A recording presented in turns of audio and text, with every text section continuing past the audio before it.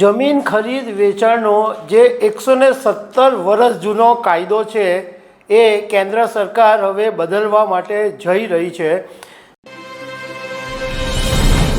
કેન્દ્ર સરકાર એક મહત્ત્વનો નિર્ણય લેવાની છે, એના માટે એક બિલ પણ લાવવા જઈ રહી છે અને આ એવો નિર્ણય છે જે ઘણા બધા લોકોની જિંદગીની સાથે સંકળાયેલો છે।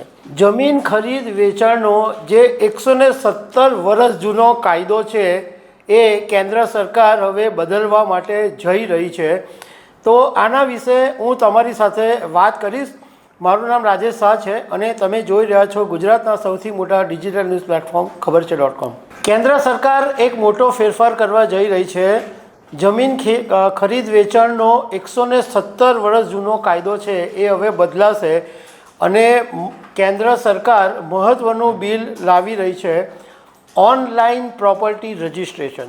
હવે સ્વાભાવિક વાત છે કે આખો યુગ બદલાઈ ગયો છે અને આખો એક ડિજિટલ ક્રાંતિ આવી ગઈ છે। બધી જ બાબતોમાં ડિજિટલ પેમેન્ટ, ડિજિટલ લોકર બધું જ હવે જ્યારે ડિજિટલ થઈ ગયું છે તો જમીન ખરીદ વેચાણની જે પ્રક્રિયા છે એ પણ ડિજિટલ થવી જોઈએ એવું સરકાર માની રહી છે। એટલે સરકાર આ જે 117 વર્ષ જૂના કાયદામાં જે બદલાવ લાવી રહી છે એમાં સૌથી મોટી વાત એ છે કે મિલકતની નોંધણી છે એ હવે તમે ઘરે બેઠા કરી શકશો। ઘરમાં બેઠા બેઠા જ ઓનલાઈન તમે આ નોંધણી કરી શકશો અને બિલની અંદર ઓનલાઈન નોંધણીનો પ્રસ્તાવ પણ મૂકવામાં આવેલો છે। હવે જે નવો કાયદો છે એમાં agreement to sell, power of attorney, વેચાણનું પ્રમાણપત્ર અને સમાન ગીરો જેવા દસ્તાવેજોની જે નોંધણી છે એ ફરજિયાત રહેશે। ગ્રામીણ વિકાસ હેઠળના જમીન સંસાધન વિભાગે જાહેર ટિપ્પણીઓ માટે એક ડ્રાફ્ટ બનાવ્યો છે અને એ બહાર પાડવામાં આવ્યો છે।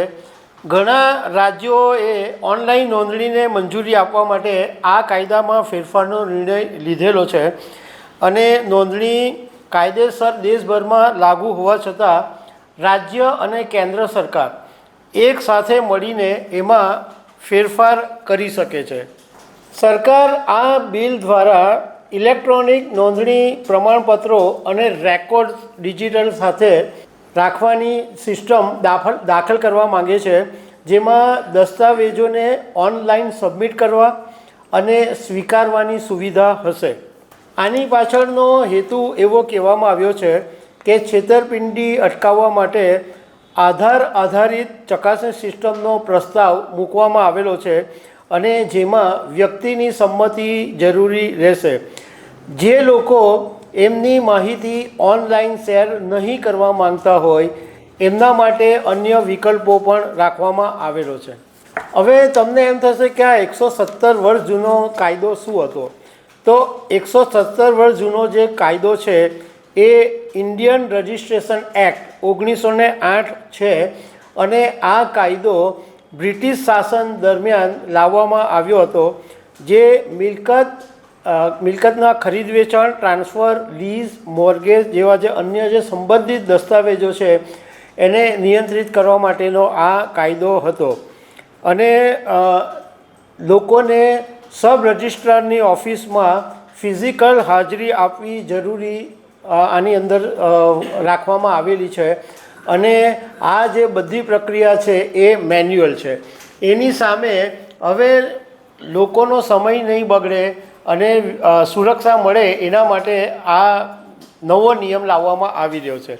હવે આના ફાયદા એવા છે કે જે મિલકતની નોંધણીની પ્રક્રિયા છે એ વધુ પારદર્શી અને ઝડપી બનશે અને સુરક્ષિત પણ બનાવી શકાશે અને સમય અને મહેનત બનશે। એટલે તમે સબ રજિસ્ટ્રારની ઓફિસમાં દસ્તાવેજ માટે જાઓ, સમય લો, તમારો સમય બગડે, એને બદલે હવે સીધું જ તમારું ડિજિટલ ઓનલાઈન બધું નોંધણી થઈ જશે। તો દર્શક મિત્રો, આવી અનેક વાતો સાથે અમે તમને મળતા રહીશું। Thank you very much.